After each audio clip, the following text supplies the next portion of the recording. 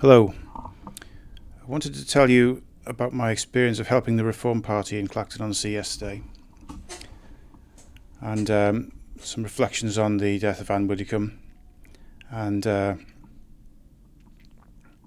what I see from picking up ideas from what's going on today, and from the past, what I see as the present situation of the rule of this country. On the 7th of July this year, I received an email from Reform UK, and it was signed by Nigel Farage. The day before, he had resigned his seat as an MP. He resigned with the intention of putting his seat up for election again. His email to me was headed, "I need you now more than ever." And inside, in the body of the email, was the leader of the party's plea for help in canvassing and winning his seat back. He is or was the Member of Parliament for Clacton-on-Sea, which is where he would need the help. When I clicked through via a button on the email, I was given a location and a set of dates and times where I could help. I gave it some consideration overnight and then became convinced that Farage did indeed need help and that it would be an ideal time for me to do whatever I could. It seemed wrong to me to just watch from a distance. He'd resigned his seat after a couple of weeks of pressure from the establishment. The newspapers, tipped off by officials in government and working with political rivals, had learned that Farage had received a gift of £5 million from a British man living overseas. The gift had been given around 2 years ago, and because he was not at that time in Parliament, he had simply accepted it. And when he became leader of the Reform Party, he had not thought it necessary to declare the gift to the parliamentary overseers. When it first became public, he'd claimed that the money was to be spent on his private security because, he said, he was subject to death threats and other forms of violence. When the gift was discovered and made public by the press, he faced a lengthy nuisance inquiry. Although there are procedural improprieties about not declaring the gift of money, we know that Farage's political rivals would gain from this inquiry and the process he would undergo, because it would serve to discredit him before the people who were otherwise in favour of his policies and who might decide to vote for his party in future times, and so the inquiry would thus make him less likely to be Prime Minister. And so journalists and officials began to hunt more and more for anything which would harm him and his party, piling on one crime upon another. The war on him had begun. They resorted to visiting his home, and also the home of his daughter, which Farage considered a step too far. In his eyes and in mine, while these inquiries can be made to seem legitimate, they are also being done with the intention of destroying him and his party. I sympathised with his anger when he learned that newspaper reporters with camera crews had attempted to locate and speak to his daughter. Farage claimed that he has spent his entire career making sure that his family and his children are kept out of politics and are not affected by his way of life, and what he sees as the dangers he has faced. On the other side, the journalistico-governmental complex was now putting his family directly at risk. He claimed this was the final reason why he had resigned, in order to fight the battle as an election. In the couple of days which followed, people laughed at him since, almost immediately, the other parties who would usually put up candidates said they would not be putting forward candidates to oppose him in the re-election struggle. His idea had been to let the country see him campaign and to let the people of Clacton-on-Sea vote for either him or for his rivals, based on how they saw the gift of the £5 million. But when the opposing parties refused to engage in the election, they made it pointless for him to campaign. So there would be no titanic battle. And when I learned this, that they had all backed out in mockery of the process, I'd already decided to help him campaign in my small way in Clacton, because I sympathised with his anger about how they had brought his daughter into the matter. So I had agreed to go to Clacton today, Monday 13th of July. I said I would be there at 10 a.m. in the morning, but there were other opportunities to meet up at 12 and 3 p.m. the same day. So if I was a bit late, I would just make up in the times later on. The other parties, to go back to the election, 3 or 4 of them had said that they would not campaign or stand for the election, and they were going to do this so as to make him look foolish and to spoil his attempt to put the vote to the electorate. To add insult to injury, a conventional comedy act, a sort of instance of the establishment making a fool of itself for comic effect during elections, called Count Binface, whose job it is to bring light relief or mockery to the whole process, insisted that he would stand, and therefore there appeared to be a chance that the town would be elected, that the clown would be elected. Since this one candidate, in his bin mask, may receive all the votes of the other parties combined. My view of this matter is that the other parties, or what I would call the establishment, loathe Nigel Farage so much that they would prefer that a clown and mockery of the process were in office rather than him. However, things did not last in this degenerate stalemate for long. On Thursday night, while I was mulling over these things, one of Farage's team, what I would call one of the 10 chief members of the party, was murdered at her home. She was the 78-year-old Anne Widdecombe, who had entered Parliament in 1987 at the time of Margaret Thatcher. As far as I can work out, Widdecombe still held the views she had held then as a young woman, in the Thatcher era. She was what they call a conviction politician. After her death, I also learned that in order to justify her moral beliefs, she was drawn to the Catholic Church and that she never liked to hide the fact that she was a Christian. She left professional politics behind in 2010, and in the last years of her life she had recognised in the Reform Party a party she could agree with and work with, and she had become one of their official spokesmen. At the time of her death, she was the Reform spokesman on immigration. Since his resignation, Farage had mentioned the danger he had been in personally while working over decades for British independence. In response, in the press and in the House of Commons, the other politicians of other parties were telling him that at least he was not dead yet. Nobody, they claimed, had successfully killed him yet. But that is what had happened to a Labour MP around 2016 and a Conservative MP around 2019. And they asked him how he could compare his own situation with theirs. Strangely, it was almost immediately following these illogical challenges to him, which implied that only death would be proof that he had been in danger. It was immediately following these illogical exchanges with him that his colleague, Anne Widdecombe, was indeed murdered. At first, we heard that she died, and then the police began giving messages, which are relayed to me via the radio station that I listen to.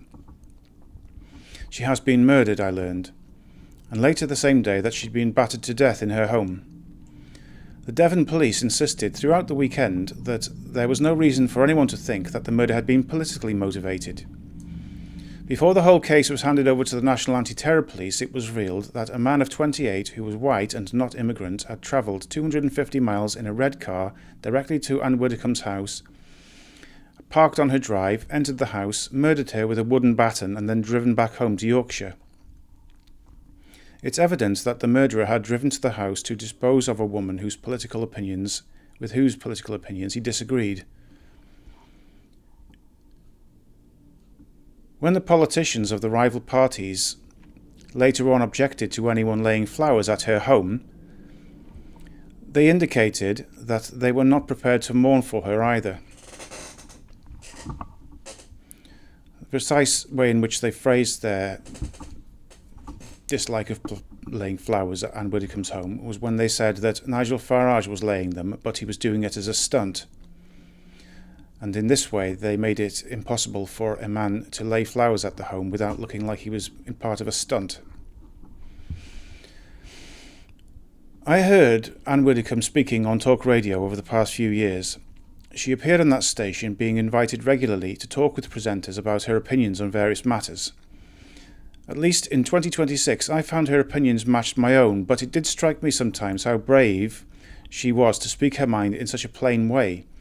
It was quite striking to hear a person with political power and office be so straightforward and bold, to speak out loud what I would generally put only into print or speak in private. From the obituaries, and after a bit of moderate research on the internet, I found that she has always followed the principle of doing so, and had this rather strange, untouchable quality of differentiating herself from other people by having never married, nor, it is claimed, ever having had any physical relations with men of any kind. She was a virgin, that's to say, and a convert to Catholicism, and she stood apart from the common run of mankind.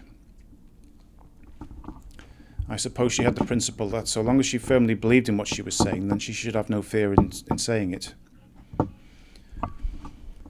When I arrived in Clacton on Monday, as I had said I would in my email and the filling in of the form, in fulfilment of my promise of help, I arrived an hour later than I'd intended. It was just after 11 by the time I pulled up. Finding the place was not easy because I learned there was no signage and no indication of where the meeting place was. I had not given myself enough time to drive the 250 miles, and not enough time to account for the stops and delays on the road, but I knew that there were other times when canvassers would be expected that day at around 12 or 3 in the afternoon, so I wasn't so concerned. The postcode I'd been given in the email led to a retail park, but I could not verify exactly where I should be because the original email form which I'd filled in had been mysteriously withdrawn over the weekend and was no longer accessible. For some reason, the form sent to me last Wednesday was no longer available. It seemed to have been scrapped. I began to think that the whole event and the meeting had been called off. With a couple of searches of the internet, I found out that there was an office for the party on this estate. I also learned that the office on the estate, where the party had used to have some kind of headquarters, had been closed some time before. But I continued to look for it and wandered around from end to end of the place 2 or 3 times. I bought a coffee and used the shop toilets since there were no public toilets around. I returned to the car, waited, then set off to examine the local town, walking up and down Old Road, Clacton, and then spread out my search with a sort of circle of 50 metres and anywhere up to about half a mile, walking down the road looking. I was looking for some kind of signage, a group of people with reform insignia, but there was just nothing.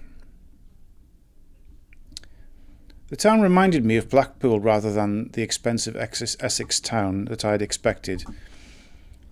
I returned to the car and made a final circuit of the estate, waiting until 1 p.m. I sent an email to the branch manager explaining who and where I was and asking for information. I waited half an hour, and then I became resigned to the idea of driving back the 5 or 6 hour journey, a little bit angry about the waste of money it had cost me to do all this for nothing. I also wrote down some notes about ideas which had occurred to me during the day, and left the site at 1 p.m. having been there for 2 hours. I suppose that the death of Anne Widdicombe must have affected the plans to canvass that day, in order to give Nigel Farage help, as he'd asked, and the day had been called off without my being told, so I drove home. What interested me on the way back, and what I want to say here, develops what I've said elsewhere and recently, and it regards the establishment and nationalism. That an establishment is what rules Britain, and that the establishment is breaking up.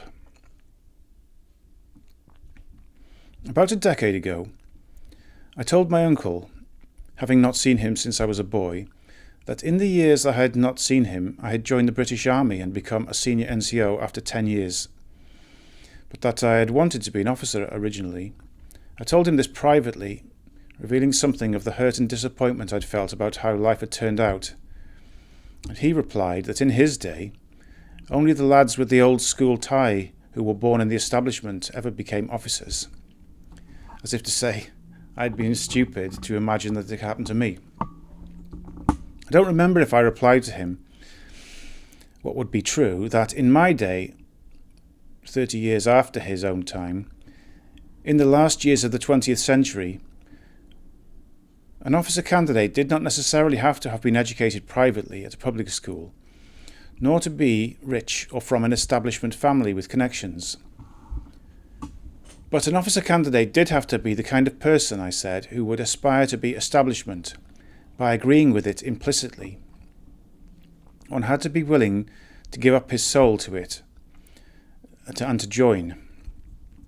I evidently, when they looked at my application, was not that kind of person, and so I had been forced to join the army as a private soldier. Back then at Westbury and Sandhurst, where these things were decided for me, it was said out loud to the assembled potential officers that intelligence did not guarantee an officer's commission, nor even fitness and suitability as a soldier. There are plenty of very intelligent private soldiers in the army, the commanding officer had told the applicants. Some of your soldiers will have a higher education level than you. That's not what's important in an officer.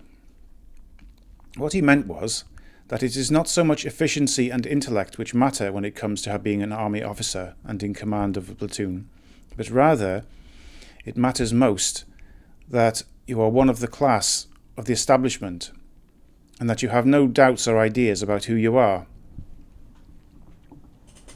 I can see some justice in this, since Britain has been ruled by a class of people who have a coherence and tolerance for one another which has made them historically very effective in the competition against other nations. The establishment order gives to the British ruling class a singleness of purpose and a community of mind and belief, which make their methods of government and their decisions for their own purposes highly effective and good for the nation. And so it would be possible to say that whoever you vote for in British politics, you always get the establishment. There was always only a small difference between Neil Kinnock and John Major, who stood in the 1992 general election, or between Tony Blair and David Cameron, who were on opposite parties but imitated each other's leaders and imitated one another. And the police chiefs, the judges, the army generals, the bishops of the church, the newspaper owners, the House of Lords, the industrial owners and managers, the city bankers and investment managers, the university academics, and even the artists and journalists of Britain were all part of the same effective system. One could rise into it and fall from it, but it was not going to change.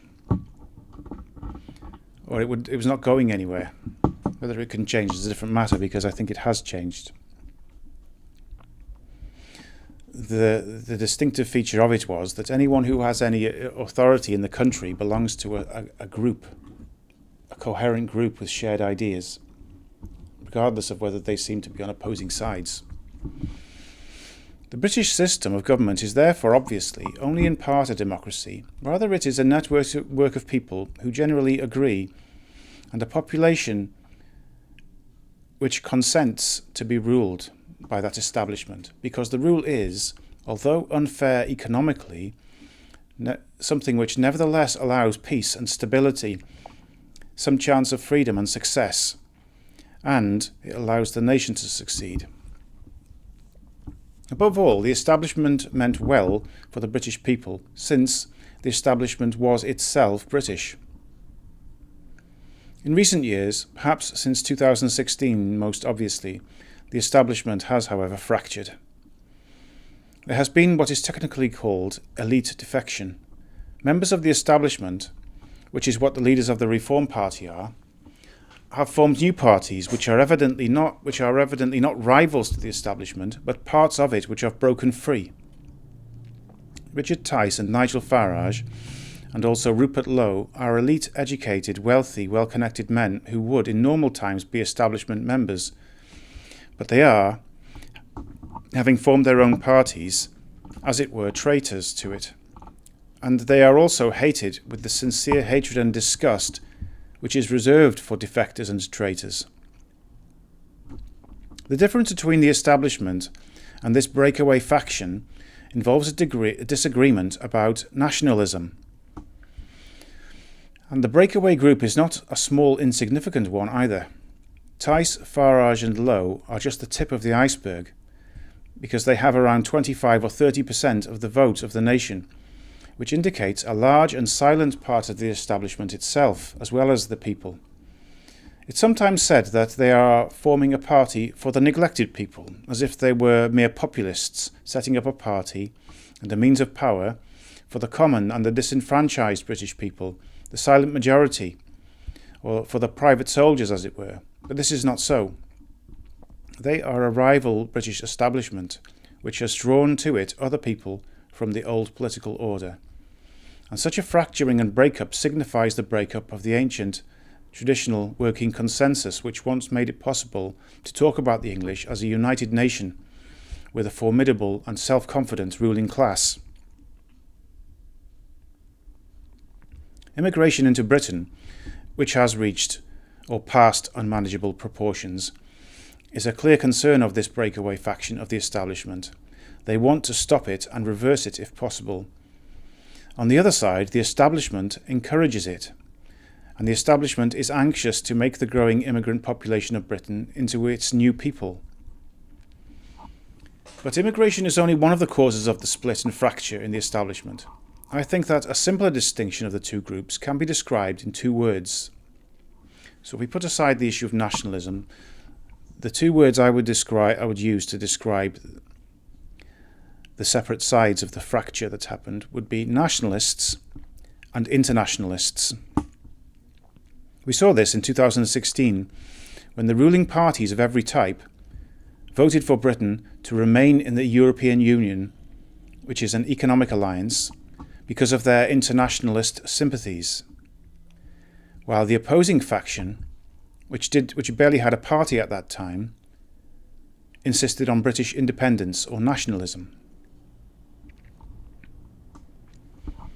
And so, Reform UK and one or two other parties, such as Restore, represent a breakaway faction of elite defection within the establishment. And elite defection is one of the markers of a civil war. It is one of 4 or 5 contributory factors which make civil war happen wherever it comes about.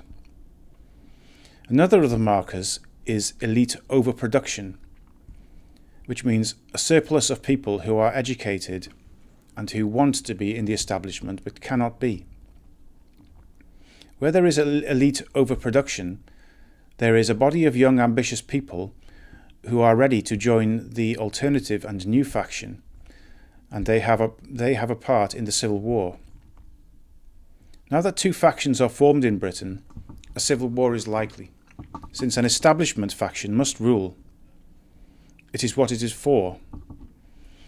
And one of the shapes of the Civil War in its early stages is what in South America they came to call a dirty war. The character of a dirty war is that people are assassinated. Attempts to assassinate leading establishment nationalist figures we know about. And it is appropriate to my mind to speak of Anne Widdecombe as a victim of that kind of thing. There is another party to the Civil War, namely the immigrants, and today it was revealed that the security services of the United Kingdom had successfully arrested a cell of around 10 people, the police said, who had planned to do some harm to Muslims at a large gathering. But we must always understand official reports of this kind of thing to be efforts by the state or the establishment to control the mood of the population.